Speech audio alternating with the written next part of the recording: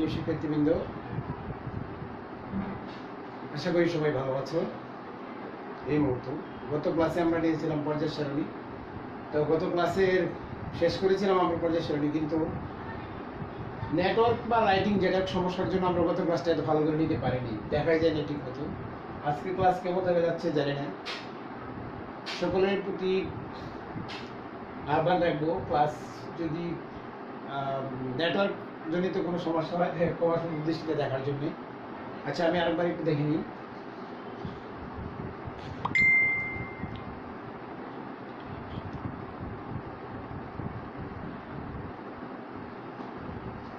আচ্ছা, আজকে আমরা আলোচনা করব রাসায়নিক বন্ধন।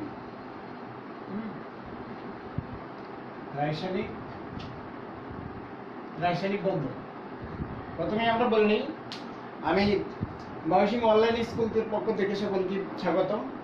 আজকে আমরা পড়াবো নবম দশম শ্রেণীর রসায়ন অধ্যায় 5 রাসায়নিক বন্ধন। আমি আনোয়ার কাদের, বিদ্যাময়ী সরকারি বালিকা উচ্চ বিদ্যালয় ময়মনসিংহ। আজকে রাসায়নিক বন্ধনে আমাদের প্রথম ক্লাস। তো আজকে প্রথম ক্লাস থেকে যদি আমরা একটু সক্রিয় থাকি, তাহলে হয়তোবা রাসায়নিক বন্ধন আমরা বুঝতে পারবো। প্রিয় শিক্ষার্থীবৃন্দ, লাইটিং এর জন্য আসলে আজকেও আমার টেনশন লাগছে যে লাইটিং এর জন্য সমস্যা হয় কিনা। জানি না এখন পর্যন্ত ঠিকমতো দেখা যাচ্ছে কিনা। প্রিয় যারা আছেন তারা ঠিকমতো লাইটিং আছে কিনা আমি আরেকবার একটু চেক করে নিই।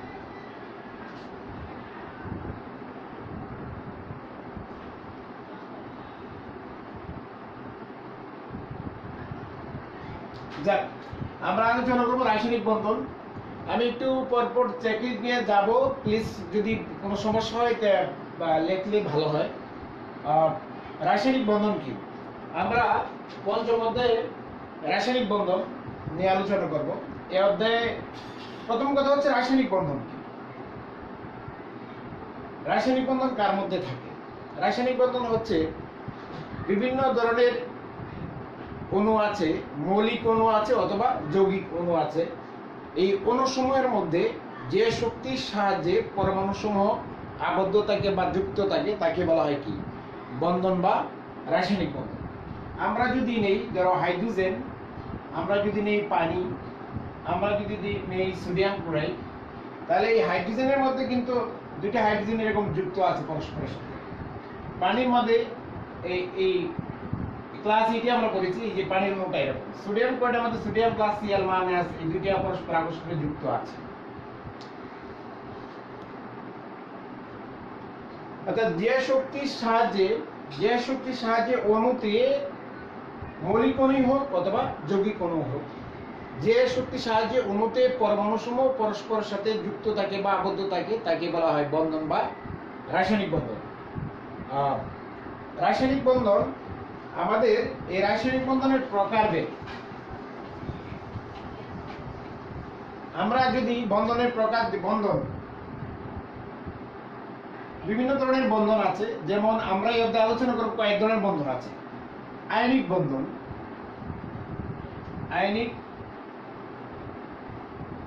আয়নিক বন্ধন, সমযোজী বন্ধন,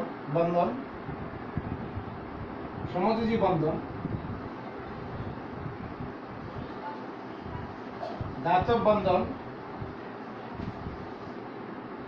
এই মূলত তিনটা বন্ধনের কথা। তাছাড়াও আরো যে বন্ধন আছে সেগুলো হচ্ছে, এছাড়া যে বন্ধনগুলো আছে, আমি মূলত এই তিন ধরনের বন্ধন নিয়ে তোমাদের এই বইয়ে আলোচনা আছে। এছাড়াও যে বন্ধন আছে সেই বন্ধন হচ্ছে সন্নিবেশ,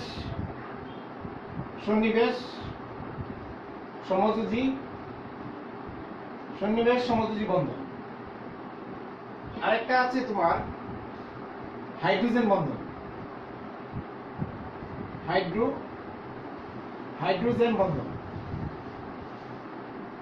হাইড্রোজেন বন্ধন। ভ্যান ডার ওয়ালস শক্তি বলে আরেকটা জিনিস আছে। মূলত আমরা তিনটা বন্ধন নিয়ে আলোচনা করব। তো এই বন্ধনের আলোচনার আগে আমরা তো বললাম বন্ধন কি, যে শক্তির সাহায্যে পরমাণুসমূহ পরস্পরের সাথে যুক্ত হয়ে অণু হিসাবে যুক্ত থাকে তাকে বন্ধন বা রাসায়নিক বন্ধন বলা হয়। রাসায়নিক বন্ধন মূলত দুই ধরনের, আয়নিক বন্ধন এবং সমযোজী বন্ধন। তাছাড়া ধাতুর পরমাণুর মধ্যে আছে ধাতব বন্ধন, সন্নিবেশ বন্ধনও আছে, এক ধরনের সমযোজী বন্ধনই, এছাড়া আছে হাইড্রোজেন বন্ধন, তারপরে আছে ভ্যান ডের ওয়ালস শক্তি। এইগুলো আমরা একটু আলোচনা করব। যাক, আমরা বন্ধন কাকে বলে সেটা আমরা পড়লাম। অনুভব, এর মোবাইলটা একটু দেখো। আমরা বন্ধন যাওয়ার আগে আমাদের দরকার হবে যেটা, সেটা হচ্ছে যোজ্যতা, যোজ্যতা, যোজ্যতা ইলেকট্রন, যোজ্যতা ইলেকট্রন কি? যোজ্যতা ইলেকট্রন কি? ব্যালেন্সি ইলেকট্রন, যোজ্যতা ইলেকট্রন কি?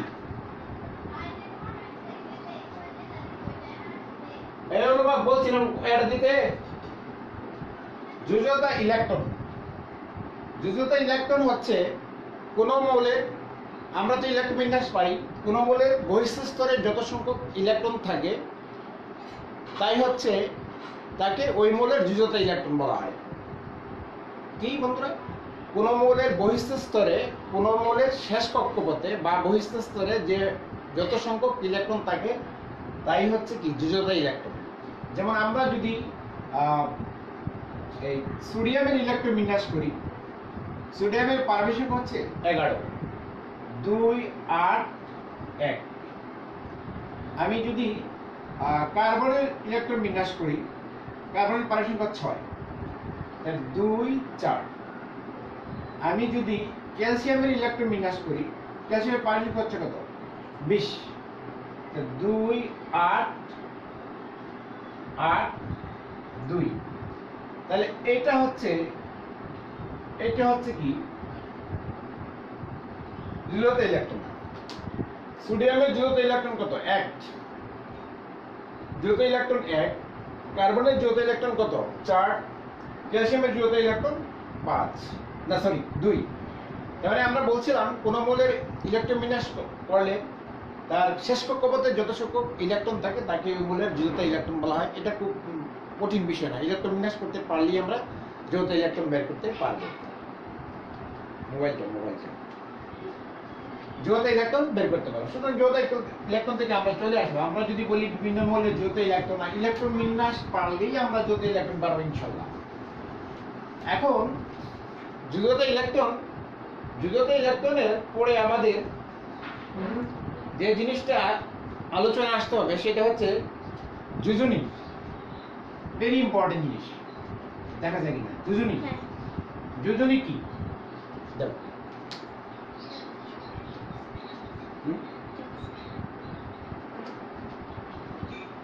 যোজনী কি? যোজনী ক্লাস 8এও আমরা পড়েছি। যোজনী কাকে বলা হয়? সাধারণত হচ্ছে যোজনী হচ্ছে কোন পরমাণু সমূহ সাধারণত কি 118টি মৌল বা পরমাণু আছে, 118টি মৌল বা পরমাণু আসক্তি অনুসারে একটির সাথে আরেকটা যুক্ত হয়ে অণু গঠন করে। অর্থাৎ অনুগঠনকালে পরমাণু সমূহ যে শক্তির সাহায্যে অণু তৈরি করার সময়, অনুগঠনকালে পরমাণু সমূহ যে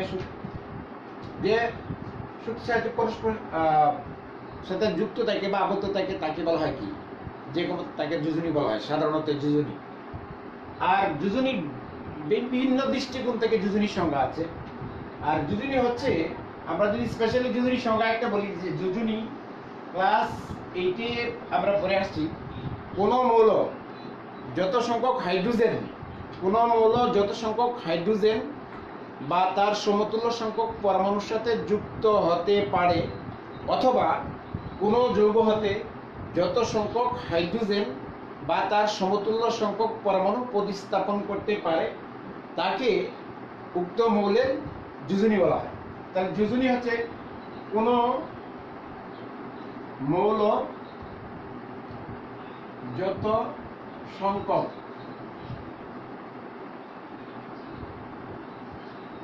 হাইড্রোজেন বা তার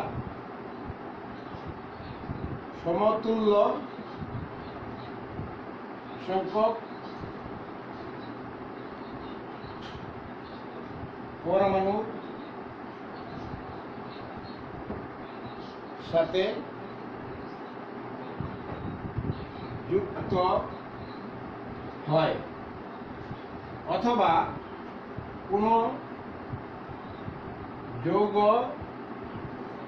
হতে যত সংখ্যক হাইড্রোজেন বা তার সমতুল্য সংখ্যক পরমাণু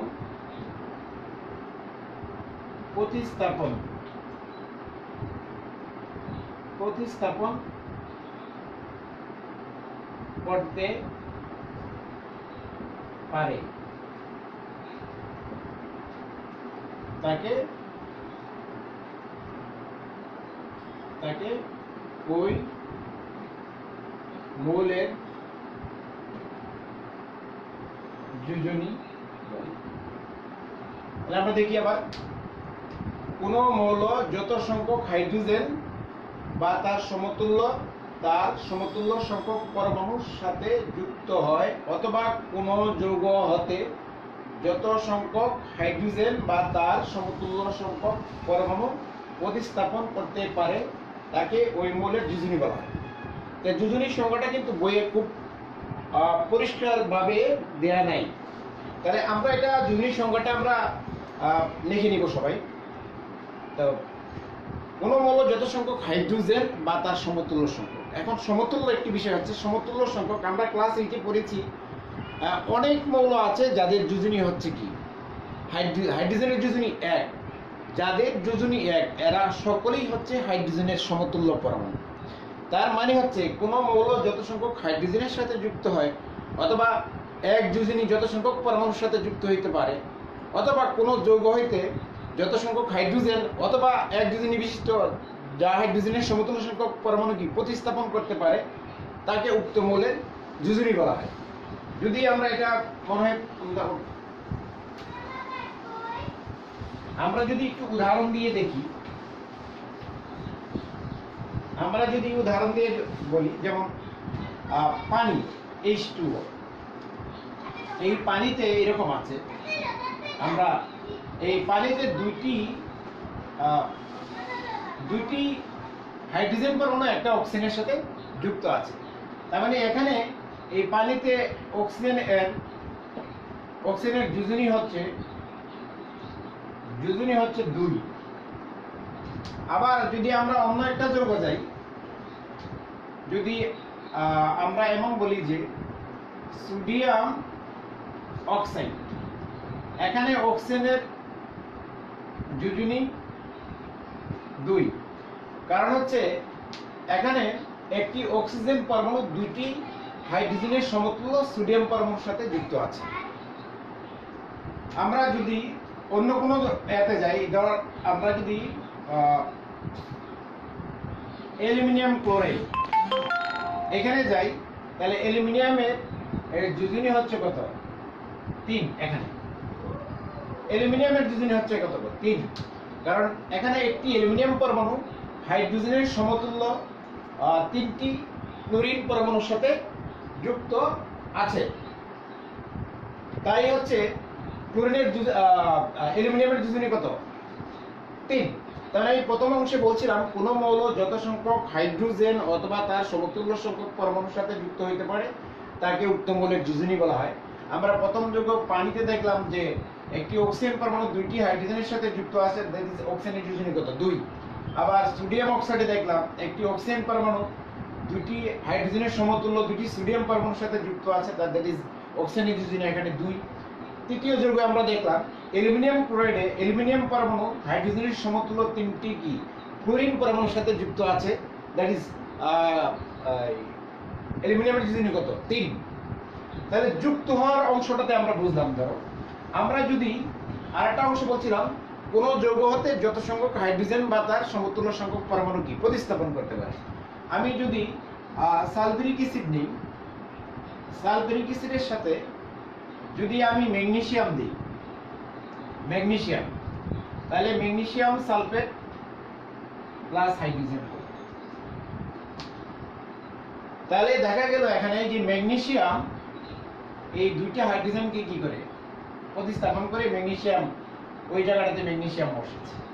তাহলে আমি দ্বিতীয় অংশে বলেছিলাম কোনো মৌল যত সংখ্যক হাইড্রোজেন বা হাইড্রোজেনের সমতুল্য সংখ্যক পরমাণু কি করতে পারে, প্রতিস্থাপন করতে পারে, সরাতে পারে, তাকে উক্ত মৌল যোজনী বলা হয়। তাহলে ম্যাগনেসিয়াম দুটি হাইড্রোজেন প্রতিস্থাপন করেছে, তার মানে এখানে ম্যাগনেসিয়ামের যোজনী হচ্ছে কত, ম্যাগনেসিয়ামের যোজনী এখানে কত, 2।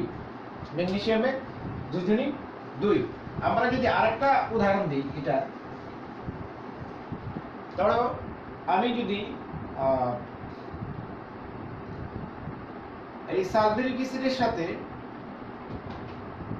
আমি যদি অ্যালুমিনিয়াম দিই,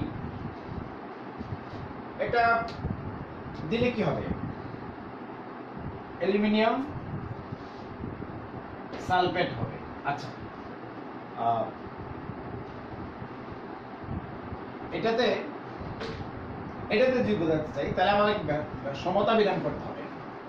অ্যালুমিনিয়াম কয়টা, কেন দুইটা দিলাম, তো প্লাস হাইড্রোজেন হবে।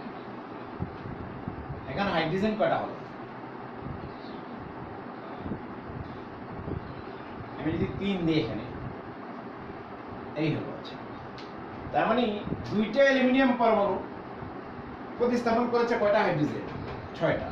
দুইটাই প্রতিস্থাপন করেছে কয়টা, 6টি হাইড্রোজেন। তার মানে একটা অ্যালুমিনিয়াম পরমাণু প্রতিস্থাপন করেছে 3টি, মানে 6 ভাগ কত, 2, তার মানে কত, 3টি। তার মানে এই অ্যালুমিনিয়ামের যোজনী হচ্ছে কত, অ্যালুমিনিয়ামের যোজনী, অ্যালুমিনিয়াম দুইটা অ্যালুমিনিয়াম সরাতে পারে 6টা হাইড্রোজেনকে, আর তার মানে একটা অ্যালুমিনিয়াম সরাতে পারে কয়টা হাইড্রোজেনকে, 3টা। তার মানে অ্যালুমিনিয়াম যোজনী 3। উদাহরণটা একটু জটিল হয়ে গেছে। আচ্ছা, এটা হলো যোজনী এক ধরনের সংখ্যা। আবার যোজনী হচ্ছে আরেকভাবে হচ্ছে, আমরা জানি যৌগ গঠন করার সময় কোনো পরমাণু, ক্লাস 8 আমরা পড়েছি, ইলেকট্রন ত্যাগ বা গ্রহণ করে যৌগ গঠন করে। যৌগ গঠন করার সময় কোনো পরমাণু যত সংখ্যক ইলেকট্রন ত্যাগ করতে পারে, অথবা যত সংখ্যক ইলেকট্রন গ্রহণ করতে পারে, অথবা যত সংখ্যক ইলেকট্রন শেয়ার ভাগাভাগি করতে পারে, ওই সংখ্যাকে ওই মৌলের যোজনী বলা হয়। যেমন আমরা জানি ক্যালসিয়াম এই দুটি ইলেকট্রন ত্যাগ করতে পারে, তার মানে ক্যালসিয়াম যোজনী কত, 2।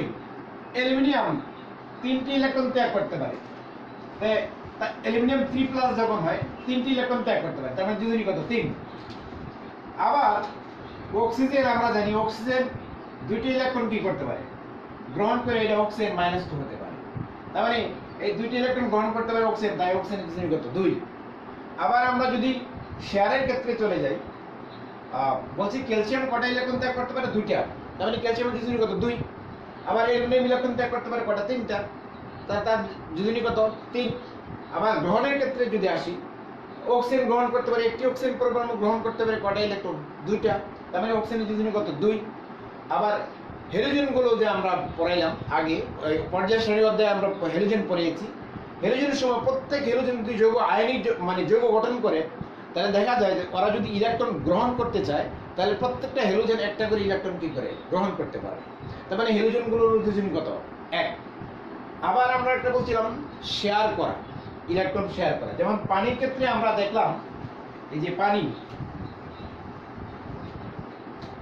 H2O যে যৌগটা ছিল, এখানে এই একটি অক্সিজেন পরমাণু এই যে 2টা বন্ধন তৈরি করতে পেরেছে, এই যে এই 2টা বন্ধন তৈরি করতেছে, 2টি বন্ধন, 2টা শেয়ার করতে পারতেছে। তার মানে একটা বন্ধন তৈরি হলে এখানে ইলেকট্রন, অক্সিজেনের একটি ইলেকট্রন, হাইড্রোজেনের একটি ইলেকট্রন, অর্থাৎ শেয়ার করতে পারতেছে কয়টা, 2টা, অর্থাৎ ভাগাভাগি করতে পারে, কয়টি ইলেকট্রন তার ভাগাভাগি করতে পারে, ওইটা তার যোজনী হতে পারে। তার মানে এই হিসেবে যোজনী কাকে বলা হয়, কোনো মৌল যৌগ গঠন করার সময় যত সংখ্যক ইলেকট্রন ত্যাগ করে, অথবা যত সংখ্যক ইলেকট্রন গ্রহণ করে, অথবা যত সংখ্যক ইলেকট্রন শেয়ার করে, ওই সংখ্যাকে ওই মৌলের যোজনী বলা হয়। আচ্ছা, আবার আরেকটা ব্যাপার আছে ইলেকট্রন বিন্যাস দিয়ে। ইলেকট্রন বিন্যাস দিয়ে হলো, কোনো মৌলের যদি আমি ইলেকট্রন বিন্যাস করি, আমরা ইলেকট্রন বিন্যাস ইতিমধ্যে পরে আসছি, তাই ইলেকট্রন বিন্যাস করলে তার বহিঃস্থ স্তরে যত সংখ্যক বেজোড় ইলেকট্রন বিশিষ্ট অরবিটাল থাকবে তত তার যোজনী। যেমন আমরা যদি এর ইলেকট্রন বিন্যাস করি,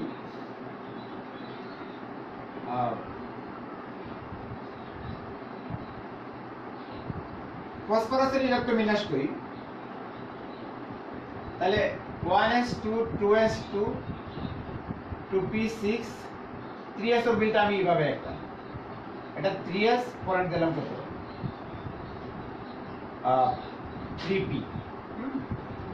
ফসফরাসের পারমাণবিক কত 15। তাহলে এখানে গেল 6 2 6 না 6 2 2 মানে 10, আর হলো কয়টা 5টা। তার মানে এখানে থেকে কি 2টা ইলেকট্রন, তাহলে এই 2s দুইটা থেকে আমি এখানে দেখাইলাম। পরে আমি পি অরবিটাল 3 প্রকার, তার মানে একটা ইলেকট্রন রইল। তার মানে এখানে পি অরবিটালটা আমরা 3টা ঘর দিয়ে দেখাইলাম। পি অরবিটাল যেহেতু 3 প্রকার, তাহলে 3টা ঘর, s অরবিটাল 1 প্রকার, যে একটা ঘর দেওয়া আছে। তাহলে এখানে 10টা ছিল, আর এখানে 2 12 13 14 15। তাহলে আমি যদি দেখতে পাই এখানে বেজোড় ইলেকট্রন বিশিষ্ট অরবিটাল কয়টা, একটা, দুইটা, তিনটা, 1 2 3। তার মানে ফসফরাসের যোজনী কত 3। তার মানে কোন মোলের ইলেকট্রন বিন্যাস করলে তার বৈশিষ্ট্যের যত সংখ্যক বেজোড় ইলেকট্রন বিশিষ্ট অরবিটাল থাকবে তত তার যোজনী। ঠিক আমরা যদি ওইটাকে, এটার যোজনী ফসফরাসের যোজনী কত 3 দেখালো, আবার ফসফরাসের যোজনী কিন্তু 5ও দেখায়। এই ফসফরাসকে যদি আমি এক্সাইটেড করি, ফসফরাসকে উত্তেজিত করি, মানে তাহলে এটা ধরো এই ইলেকট্রন বিন্যাস সেম আছে 1s2 2s2 2p6, পরে ধরো 3s অরবিটাল, পরে কি 3p, পরের অরবিটালটা হচ্ছে কত 3d।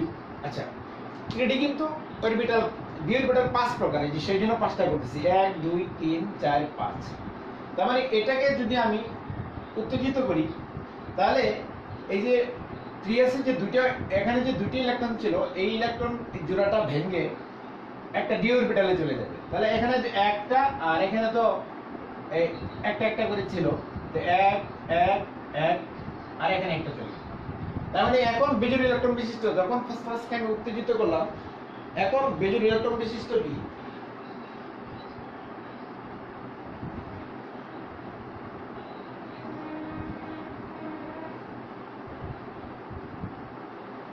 এখন দেখা যাচ্ছে বেজোড় ইলেকট্রন বিশিষ্ট 1 2 3 4 5। এখন দেখা যাচ্ছে বেজোড় ইলেকট্রন বিশিষ্ট অরবিটাল সংখ্যা কত 5। তার মানে ফসফরাসের যোজনী 5 হতে পারে। তার মানে আমরা বললাম যোজনী সংখ্যাটা কিন্তু বিভিন্ন ভ্যারাইটিস দিক থেকে আসতে পারে।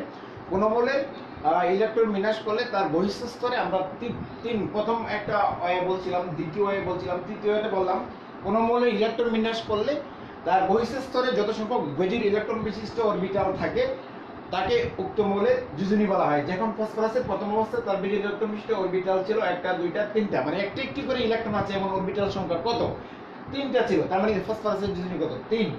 আবার ফসফরাসকে যখন আমি উত্তেজিত করলাম, এক্সাইটেড করলাম, তখন আবার এখান থেকে ইলেকট্রন একটা 3d তে গিয়ে সেরে এখন বেজোড় ইলেকট্রন বিশিষ্ট অরবিটাল কত হলো 1 2 3 4 5। তার মানে ফসফরাসের যোজনী কত 5। এরকম ভাবে সালফার বা অনেক মৌল আছে যারা 2টা যোজনী বা 3টা যোজনী দেখাতে পারে। হ্যাঁ, আচ্ছা, তাহলে এই হিসেবেও যোজনীর সংখ্যা কিন্তু আছে। আচ্ছা, আমরা চলে আসলাম যোজনী নিয়ে এসে দেখা।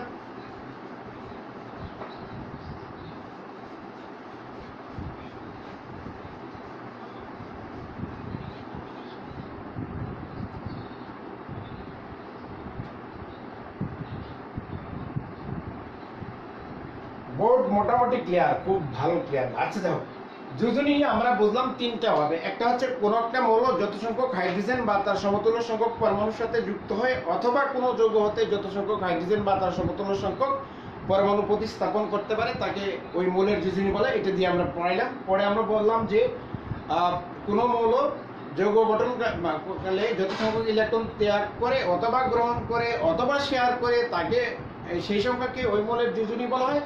আরেকটা আমরা বলছি কোন মৌলের ইলেকট্রন বিন্যাস করলে তার বহিঃস্থ শক্তি স্তরে যত সংখ্যক একটি করে ইলেকট্রন থাকে, অর্থাৎ বেজোড় ইলেকট্রন বিশিষ্ট অরবিটাল থাকে, সেই সংখ্যাকে ওই মোলের যোজনী বলা হয়। তার মানে তিনটা ওয়েতে আমরা যোজনীর সংখ্যা পড়লাম। আমরা কিন্তু তিনটা ওয়ে কাজে লাগবে, কারণ তিনটা ওয়েতে প্রশ্ন আসতে পারে, তিনটা সংখ্যা দিয়েই কিন্তু আমাদের প্রশ্ন আসতে পারে। আচ্ছা, যোজনী, তোমার যোজনীর বিভিন্ন প্রকার ভেদ আছে। যোজনী, এই যোজনী তোমার বইয়ে আছে, এক হলো সক্রিয় যোজনী, সক্রিয় যোজনী। পরে আছে তোমার পরিবর্তনশীল যোজনী,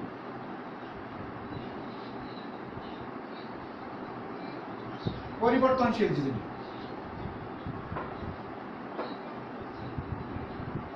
সর্বোচ্চ যোজনী, আচ্ছা যোজনী, সর্বোচ্চ যোজনী। আর একটা হচ্ছে সুপ্ত যোজনী। এই বিষয়গুলো আছে। এই চার ধরনের যোজনী আমাদের আছে। একটা হচ্ছে কি সক্রিয় যোজনী, পরিবর্তনশীল যোজনী, সর্বোচ্চ যোজনী, সুপ্ত যোজনী। এই বিষয়গুলো আমাদের জানতে হবে। সক্রিয় যোজনী হচ্ছে, আমরা প্রথমটা যদি দিয়ে আসি, সক্রিয় যোজনী একটা একটা করে আমরা আসি। সক্রিয় যোজনী, সক্রিয় যোজনী হচ্ছে কোন যৌগের মধ্যে মৌলের যে যোজনী কার্যকর থাকে তাকেই ওই মৌলের সক্রিয় যোজনী বলা হয়। যেমন আমি যদি বলি এই সালফার, হাইড্রোজেন সালফাইড, আবার সালফার ডাইঅক্সাইড, সালফার ট্রাইঅক্সাইড, এই এখানে সালফারের সক্রিয় যোজনী 2, আবার এই যৌগে সালফার ডাইঅক্সাইডে সালফারের সক্রিয় যোজনী 4, সালফার ট্রাইঅক্সাইডে সালফারের সক্রিয় যোজনী কত? 6। তার মানে যে মৌলের একটা যোজনী আছে তার তো একটাই সক্রিয়, আর যাদের যোজনী একাধিক আছে তাদের যৌগের মধ্যে যে যোজনীটা কার্যকর থাকবে মৌলের, তাকে ওই মৌলের সক্রিয় যোজনী বলা হয়। যেমন হাইড্রোজেন সালফাইডে সালফারের সক্রিয় যোজনী কত? 2, কারণ দুইটা সালফারের সাথে যুক্ত হয়েছে। সালফার ডাইঅক্সাইডে সালফারের সক্রিয় যোজনী 4, কারণ অক্সিজেনের যোজনী কত? 2, আর দ্বিযোজী দুইটি অক্সিজেনের সাথে যুক্ত হয়েছে, দুই দুকানে কত? 4, তার মানে সালফার যোজনী কত? 4। সালফার ডাইঅক্সাইডে সালফারের যোজনী হচ্ছে 6, কারণ অক্সিজেনের যোজনী কত? 2, আর দ্বিযোজী দুইটার সাথে যেহেতু যুক্ত আছে, না তিনটার সাথে যুক্ত আছে, দ্বিযোজী কটার সাথে যুক্ত আছে? কটা অক্সিজেনের সাথে? 3টা, তাহলে 3 দুকানে 6, তার মানে এই যুগে সালফার যোজনী কত? 6। তাহলে আমরা বুঝতে পারলাম সক্রিয় যোজনীটা কি।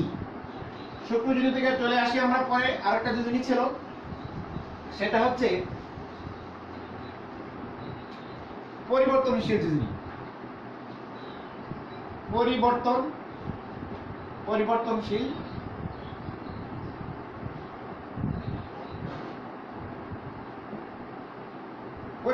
যোজনী। পরিবর্তনশীল যোজনী কি? যে সকল মৌলের একাধিক যোজনী আছে, তাদের যোজনীগুলোকে বলা হয় কি? পরিবর্তনশীল যোজনী। যেমন একটু আগে আমরা দেখলাম যে সালফার যে মৌলটা আছে, সালফারের যোজনী কত হলো? এই যে হাইড্রোজেন সালফাইড, এখানে সালফারের যোজনী কত? এই যৌগে সালফারের যোজনী কত? 2। সালফার ডাইঅক্সাইডে সালফারের যোজনী কত? 4। সালফার ট্রাইঅক্সাইডে সালফারের যোজনী কত? 6। তার মানে এই আমি বললাম যে সকল একটা মৌলের এই মৌলটার এই যোজনী কয়টা হলো? 2, 4, 6। তা যে সকল মৌলের একাধিক যোজনী থাকে তাদের যোজনীগুলোকে বলা হয় কি? পরিবর্তনশীল যোজনী। পরিবর্তনশীল যোজনী কথাটি সকল মৌলের ক্ষেত্রে প্রযোজ্য নয়। যে সকল মৌল একাধিক যোজনী দেখাতে পারে শুধু তাদের ক্ষেত্রে পরিবর্তনশীল যোজনী বিষয়টি মানে প্রযোজ্য। তার মানে সালফারের পরিবর্তনশীল যোজনী কত হইতে পারে? এই যে 2, 4, 6 হতে পারে। কার্বনের 2 হতে পারে, 4 হতে পারে। এরকম অন্যভাবে অনেক মৌল আছে, তাদের ফসফরাসের হতে পারে। বিভিন্ন ধাতু আছে যাদের পরিবর্তনশীল যোজনী আছে, আমরা পরে দেখতেছি পরিবর্তনশীল যোজনী জিনিসটা আমরা মনে হয় বুঝতে পেরেছি। এরপরে আরেকটা যোজনী ছিল,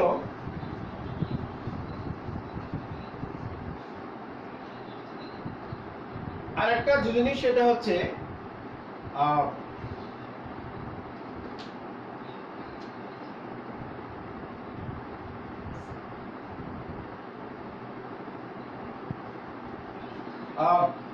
আরেকটা যোজনী হচ্ছে আমরা বলছিলাম সর্বোচ্চ যোজনী। সর্বোচ্চ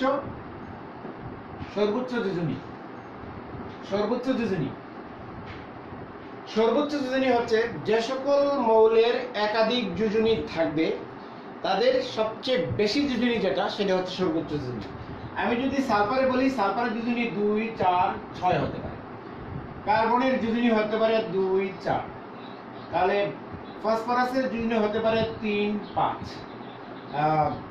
নাইট্রোজেনের সাধারণত যোজনী হয় কত? আমরা তো বেশিরভাগই দেখা যায় 3 এবং 5 দেখায়, যদিও 1, 2, 3, 5 দেখা যায়। আমরা একটা ধাতু যেমন আয়রন যোজনী কত? সরি 2, 3 দেখায়, এরকম আরো আছে। আমি বললাম সর্বোচ্চ যোজনী, এটা হচ্ছে সর্বোচ্চ যোজনী। তাহলে সালফারের যোজনী 2, 4, 6 হতে পারে। কোন মৌলের যদি একাধিক যোজনী থাকে তাদের সবচেয়ে বেশি যোজনী যেটা সেটাকে বলা হয় সর্বোচ্চ যোজনী। তার মানে সালফারের সর্বোচ্চ যোজনী কত? 6 হতে পারে। কার্বনের সর্বোচ্চ যোজনী 4, ফসফরাসের সর্বোচ্চ যোজনী কত? 5, নাইট্রোজেনের সর্বোচ্চ যোজনী কত? 5 হতে পারে। আয়রনের সর্বোচ্চ যোজনী কত? 3 হতে পারে। এরকম ভাবে যে সকল মৌলের একাধিক যোজনী আছে তাদের মধ্যে সবচেয়ে বেশি যোজনী যেটা, অর্থাৎ সর্বোচ্চ মান যেটি, সেটি হচ্ছে ওই মৌলের সর্বোচ্চ যোজনী। তাহলে আমরা সর্বোচ্চ যোজনী কি আশা করি বুঝতে পেরেছি।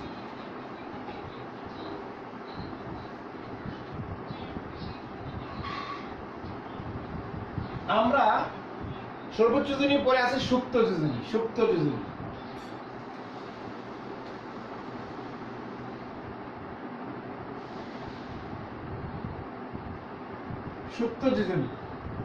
এই সুপ্ত যোজনী আমরা লাস্টে লাগার কারণ হচ্ছে, কারণ সুপ্ত যোজনী বের করতে হলে আমাদের সর্বোচ্চ যোজনী জানতে হবে, আবার সক্রিয় যোজনী বুঝতে হবে। তো সুপ্ত যোজনী হচ্ছে কোন মৌলের যদি একাধিক যোজনী থাকে তাহলে সর্বোচ্চ যোজনী এবং সক্রিয় যোজনীর পার্থক্যকে বলা হয় কি? সুপ্ত যোজনী। অর্থাৎ সুপ্ত যোজনী সমান আমরা লিখতে পারি সুপ্ত যোজনী হচ্ছে সমান হচ্ছে সর্বোচ্চ যোজনী মাইনাস সক্রিয় যোজনী।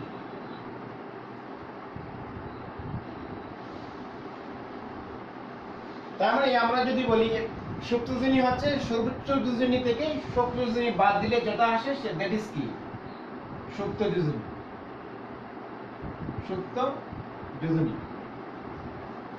যোজনী তো আমরা লিখলামই, সুপ্ত যোজনী কত? আচ্ছা, লেখার দরকার নেই। আচ্ছা, তার মানে আমি যদি বলি সালফার, এই সালফারের হাইড্রোজেন সালফাইড, এইখানে সালফারের ইয়া কত? এই সালফারের সুপ্ত যোজনী কত? বা সালফারের সর্বোচ্চ যোজনী হচ্ছে 6 থেকে এখানে যোজনী আছে কত? 2। 2 বাদ দিলে কত হয়? 4। তার মানে আমরা লিখতে পারি H2SO হাইড্রোজেন সালফাইডে SF সুপ্ত যোজনী। হাইড্রোজেন সালফারের সুপ্ত যোজনী কত? 2। আমি যদি সালফার ডাইঅক্সাইডের কথা বলি, সালফার ডাইঅক্সাইডে সালফারের সুপ্ত যোজনী কত? তার মানে এখানে যোজনী কত? 4 বর্তমান আছে, আর সর্বোচ্চ যোজনী হচ্ছে কত? 6। তো 6 থেকে 4 বাদ দিলে কত? 2। আমি যদি সালফার ট্রাইঅক্সাইডের কথা বলি, সালফার ট্রাইঅক্সাইডে সালফারের সক্রিয় যোজনী কত? 6। জাস্ট 6। এই যোগে সালফারের সক্রিয় যোজনী কত? 6। আর সর্বোচ্চ যোজনী কত? 6। তাহলে 6 থেকে যদি আমি 6 থেকে 6 আমরা বাদ দিয়ে দিই 0। তার মানে এই হাইড্রোজেন সালফাইডে সালফারের সুপ্ত যোজনী হচ্ছে কত? 2। আবার সালফার ডাইঅক্সাইডে সালফারের সুপ্ত যোজনী হচ্ছে কত? 2। সালফার ডাইঅক্সাইডে সালফারের সুপ্ত যোজনী হচ্ছে কত? 0। তাহলে আমি মনে হয় এরকম সুপ্ত যোজনী আমরা পারবো। আমরা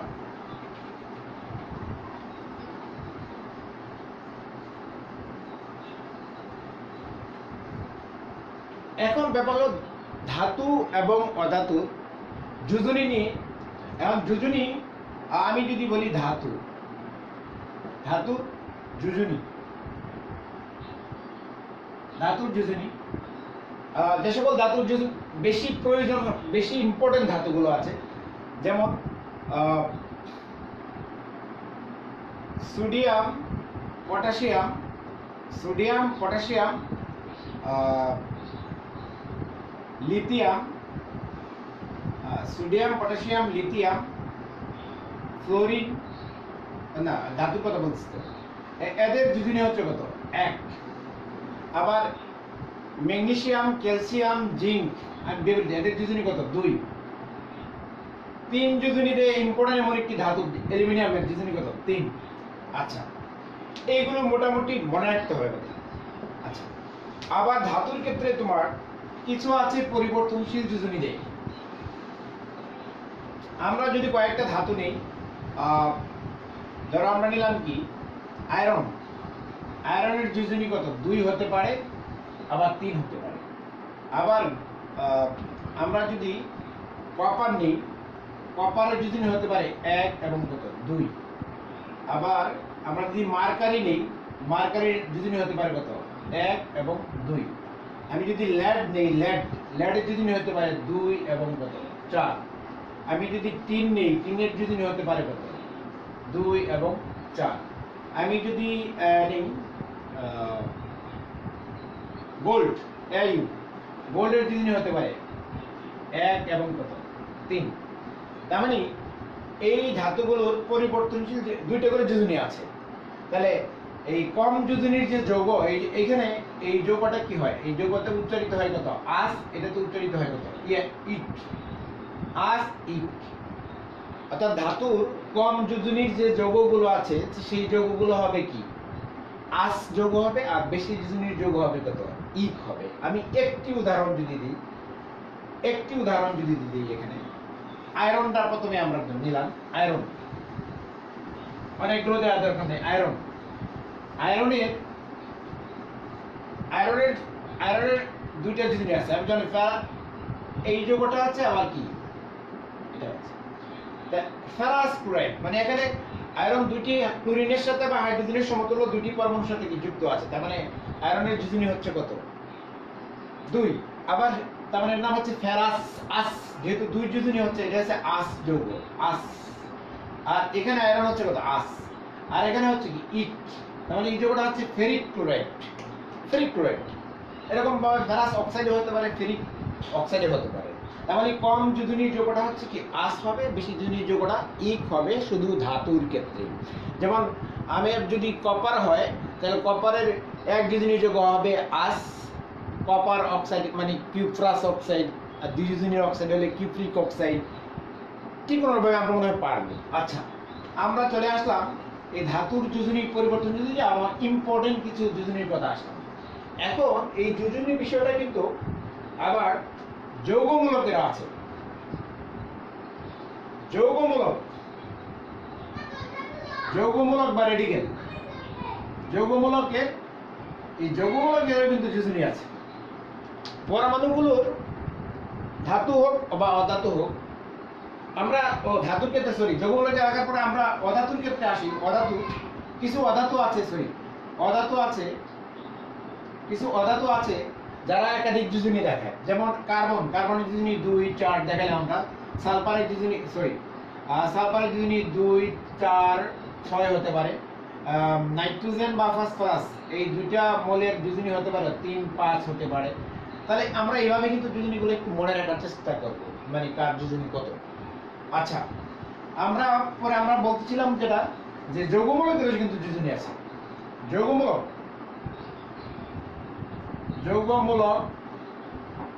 যৌগমূলকের যোজনী আছে।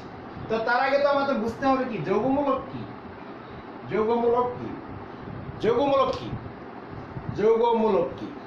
যৌগমূলকের সংজ্ঞা কিন্তু ক্লাস 8 আমাদের ছিল। যৌগমূলকের সংজ্ঞাটা একটু ক্রিটিক্যাল, মানে মনে রাখা অনেক সময় ভুল হয়, অনেকেরই ভুল হয়। যৌগমূলক হচ্ছে একাধিক পরমাণু মিলিত হয়ে যদি একটি পরমাণু গুচ্ছ তৈরি করে, যে পরমাণু গুচ্ছ একটি মৌলের আয়নের ন্যায় আচরণ করে, রাসায়নিক বিক্রিয়ায় সাধারণত অপরিবর্তিত অবস্থায় থাকে, সেই পরমাণু গুচ্ছকে বলা হয় কি? যৌগমূলক। মানে যে পরমাণু গুচ্ছ, আমরা লিখে দিই কি? যৌগমূলক।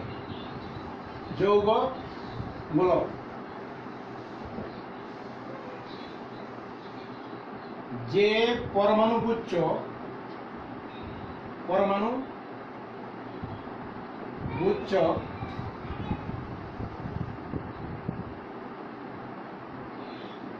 যে পরমাণু গুচ্ছ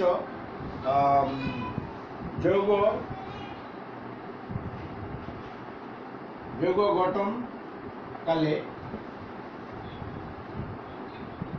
মৌলের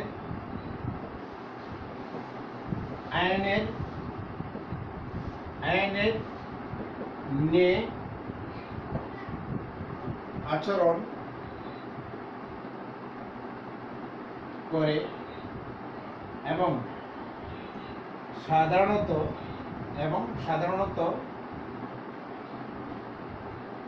রাসায়নিক বিক্রিয়ায়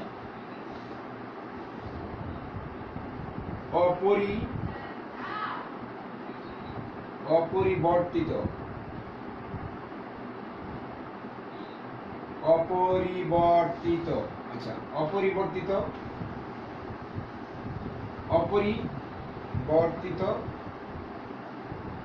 অবস্থায় থাকে তাকে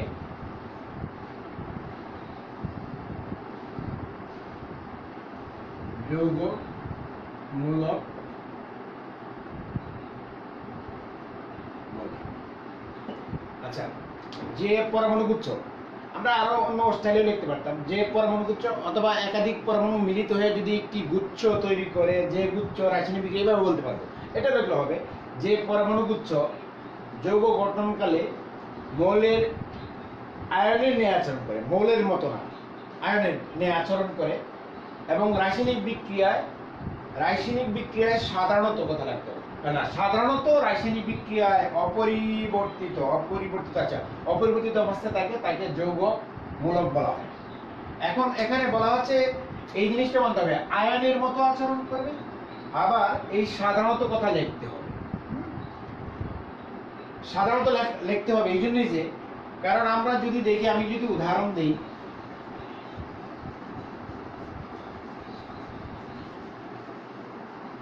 আমি যদি এখানে উদাহরণ দিই যৌগমূলক দিয়ে,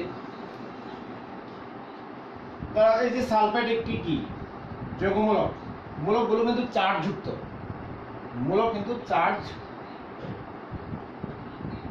যুক্ত হয়, বা যাটাই হোক না কেন, প্লাস হইলে ওইটাও কি, এটা চার্জ যুক্ত। তাহলে আমরা সেই জন্য বললাম যে পরমাণু গুচ্ছ যৌগমূলক কিন্তু একটি পরমাণু থাকে না, যে পরমাণু গুচ্ছ যৌগ গঠনকালে আয়নের নিয়ে আচরণ করে, আয়ন মানে চার্জযুক্ত, সেই জন্য আয়ন বলা হয়েছে, এবং সাধারণত রাসায়নিক বিক্রিয়া অপরিবর্তিত অবস্থায় থাকে তাকে মানে যৌগমূলক বলা হয়। আমি যদি জিঙ্ক প্লাস সালফিউরিক অ্যাসিড দেই, তাহলে এখানে দেখা যায় জিঙ্ক সালফেট প্লাস কি, দুটো হাইড্রোজেন হবে। তাহলে এই যে যৌগমূলকটা আছে, এই যে সালফেট -2, এখানেও কি এই যে জিঙ্ক নতুন যৌগ হয়েছে, এখানেও এখানেও সালফেট কত -2। তাই রাসায়নিক বিক্রিয়ায় যে আমরা বলছিলাম যে পরমাণুগুচ্ছ একটি মৌলের আয়নের নিয়ে আচরণ করে এবং সাধারণত রাসায়নিক বিক্রিয়া অপরিবর্তিত অবস্থায় থাকে। বিক্রিয়ার আগে সালফেট মূলকটা ছিল কি সালফিউরিক অ্যাসিডের সাথে, সেখানে তো সালফেট -2 ছিল। আবার জিঙ্ক বিক্রিয়ার পরে তৈরি হয়েছে কি zinc sulphate plus hydrogen, zinc সালফেটও কিন্তু এখানে কি সালফেট -2 আছে। তার মানে এটা অপরিবর্তিত অবস্থায় আছে রাসায়নিক বিক্রিয়ায়। তো অপরিবর্তিত অবস্থায় সবসময় থাকবে তা কিন্তু নয়, কারণ অনেক যৌগমূলক আছে বিক্রিয়ায় কি ভেঙে যায়। যেমন আমরা যদি একটি উদাহরণ দিই, ধরো এই জিঙ্ক কার্বনেট, এটাকে আমি তো তাপ দিলাম, তাহলে এটি একটি যৌগমূলক, তাপ দিলে কি হলো, জিঙ্ক অক্সাইড আর কি কার্বন ডাই অক্সাইড পেয়ে গেল। তার মানে এখানে যে কার্বনেট মূলক আছে এই, কিন্তু এখানে কার্বনেট মূলক নাই, বিক্রিয়ার পরে নাই। সেই জন্য বলতে হবে সাধারণত রাসায়নিক বিক্রিয়া অপরিবর্তিত অবস্থায় থাকে, কারণ বিক্রিয়া যদি বেশি কন্ডিশনটা বেশি হয়, তাপ বেশি হয় এরকম, তাহলে অনেক সময় মূলক কি ভেঙে যায়। তাহলে আমরা যৌগমূলকের সংজ্ঞাটা দেওয়ার সময় একটু সতর্ক থাকবো। যে পরমাণু গুচ্ছর একটি মৌলের যৌগ গঠন করলে একটি মৌলের ন্যায় আচরণ করে এবং সাধারণত রাসায়নিক বিক্রিয়া অপরিবর্তিত অবস্থায় থাকে, তাহলে সেই পরমাণু গুচ্ছকে বলা হয় কি যৌগমূলক। এখন বিভিন্ন ধরনের যৌগমূলক আছে, ধনাত্মক যৌগমূলক, ঋণাত্মক যৌগমূলক। আজকে আমাদের ক্লাস শুরু করতে একটু দেরি হয়েছে। ধনাত্মক যৌগমূলক, ঋণাত্মক যৌগমূলক। আমরা যদি ধনাত্মক যৌগমূলক বেশি নাই, যে ammonium plus, phosphonium plus plus এই দিয়ে করে আসছি, এই দুইটার যোজনী হচ্ছে কত 2, আর সালফেট -2, কার্বনেট -2, ফসফেট -3, ফসফাইট -3, আমরা যদি বলি nitrate minus, nitrite minus, hydroxyl minus, hydrogen sulphate minus, bicarbonate minus. তাহলে এই যৌগমূলকগুলো আছে, আমরা দেখতেই পাচ্ছি যার যত চার্জ তত তার যোজনী কত। এখানে এটার যোজনী হচ্ছে কত, সালফেট, আবার আরেকটা আছে এটার মতোই সালফাইড আছে, সালফাইড মূলক -2। তাহলে এখানে চার্জ কত মাইনাস, যত চার্জ তত যোজনী তার সমান হয়, কিন্তু যোজনী কিন্তু একটি সংখ্যা, যোজনী কিন্তু প্লাস মাইনাস না। যাক, আমরা এগুলোর যোজনী মনে রাখবো আর যৌগমূলকগুলোর কথাও রাখবো। আমরা যৌগমূলক পড়লাম। যৌগমূলক ক্ষেত্রে আরেকটি বিষয় আছে, একটু সিম্পলি কথা বলবি। যে সকল মূলক ঋণাত্মক যৌগমূলকের মানে এই মাইনাস চার্জ যদি খুব বেশি থাকে, তার সাথে যদি হাইড্রোজেন যুক্ত হয়, তাহলে যোজনী আস্তে আস্তে হ্রাস পেতে থাকে। আমি একটু সিম্পল যদি বলি, ফসফেট 3-, এটা ফসফেটের একটা যৌগমূলক, যোজনী কত 3। আচ্ছা, একটা হাইড্রোজেন যদি যুক্ত হয়, হাইড্রোজেন ফসফেট, তাহলে যোজনী কত 2। আবার দুইটা হাইড্রোজেন যদি যুক্ত হয়, তাহলে ডাইহাইড্রোজেন ফসফেট, যোজনী কত 1। আবার তিনটা যদি হয়, তাহলে কি ফসফরিক অ্যাসিড, তাহলে এটা হলো কি যৌগ। কারণ আমরা জানি H+, এটা H টা কি হাইড্রোজেন কি প্লাস হিসেবে থাকে। তাহলে যে সকল শর্টকাটে বলতে, যে সকল যৌগমূলকের যোজনী কি বেশি মানে ঋণাত্মক যৌগমূলকের, তার সাথে যদি হাইড্রোজেন একটা করে যুক্ত হতে থাকে, তাহলে যোজনী এক করে কি কমতে থাকে, তখন এটা যৌগমূলকই থাকে। যতক্ষণ পর্যন্ত এটা মাইনাস কত 3টা হাইড্রোজেন যদি হয়, তখন যৌগ হয়ে যাচ্ছে। তারপরে আমি উদাহরণ দেখতে পারলাম যে আমরা এখানে ফসফেট মূলকের যোজনী কত 3। একটা হাইড্রোজেন যুক্ত হলে হাইড্রোজেন ফসফেট যোজনী হচ্ছে 2, দুইটা হাইড্রোজেন যুক্ত হলে ডাইহাইড্রোজেন ফসফেট যোজনী হচ্ছে কত 1। আবার তিনটা হলে তো ফসফরিক অ্যাসিড যৌগ হয়ে গেল, এইটা তো আর যৌগমূলক নয়। তাই অনুরূপভাবে যে কার্বনেটের মূলকের যোজনী হচ্ছে কত 2, কিন্তু একটা হাইড্রোজেন যদি যুক্ত থাকে, তা হাইড্রোজেন কার্বনেট বা বাইকার্বনেট তার যোজনী হচ্ছে কত 1।